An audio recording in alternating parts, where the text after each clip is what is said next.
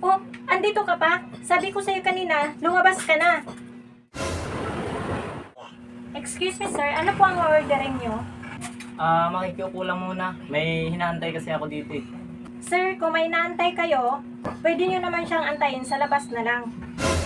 Baka pwede mag-order na lang ako ng pagkain para hindi mo na lang ako palabasin. Sir, wag nyo na lang subukang mag-order ng pagkain. Baka kung makita ninyo ang presyo, baka atakihin kayo sa puso sa sobrang mahal. Kaya pwede ba sir, lumabas ka na. Hindi ka ba nahiya sa ibang customer dito? Sige, magrereklamo ako laban sa'yo. Isang ka magrereklamo, ako ang manager dito. Sige, lumabas ka na. Excuse ma'am, tawag po kayo sa table number 10. May concern lang po. Okay. Sige miss, alis na lang ako. Sir, dyan na lang po kayo. Ako na lang po bahala sa inyo. Miss Sweater, salamat sa kabutihan mo.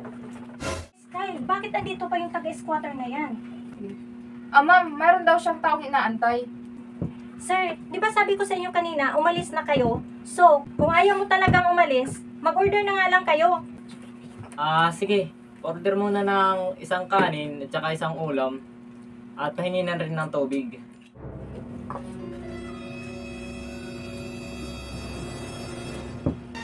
Miss Kylie, pabigay nga nitong tubig sa customer.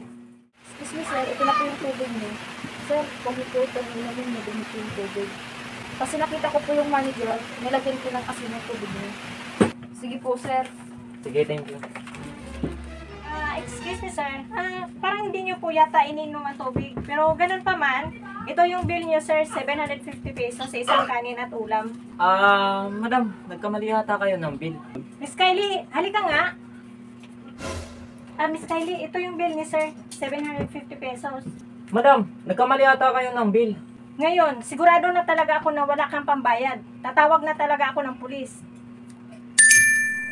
Miss Kylie, anong ginawa mo? Madam, ako na lang po magbabayad para sa kanya. Miss Kyle, ibabawas ko yan sa sweldo mo at tatanggalin pa kita dito. Ha? Magagawa mo yan sa kanya? Oo, kaya kong gawin yun kasi ako ang manager dito. Magandang umaga. Sir, magandang umaga. Pasensya ka na boss, sa customer na to, paalis na siya. Kapatid, bakit ka alis? Kararating ko lang. Kapatid ka pala ng boss ko. Magandang araw sir. Yung manager mo. Parang kanina pa ako. Kapatid, bakit lumang damit ang suot mo? Ito yung paborito ko eh. Kapatid, mayaman na tayo pero hindi ka pa rin nagbabago. Magandang umaga, Maljeros. Kaya ako nandito kasi kapatid ko nang papalit sa akin dito. Dahil masyado na akong busy sa iba namin negosyo. Kapatid, huwag na ako may pagpalit mo dito. May i-recommenda ako sa'yo. Sigurado ako si Manager Ross na yan. Hindi. Kasi kanina pa ako niyang pinapalis dito eh. Dahil sa kasuotan ko. Si Miss Kylie yung napili kong papalit dito. Manager Ross, bakit mo nagawa sa kapatid ko yun? Sir, sosyalin po ang restaurant natin dito. Akala ko kasi sir, taga-squatter. Pinoprotektahan ko lang yung image ng restaurant natin.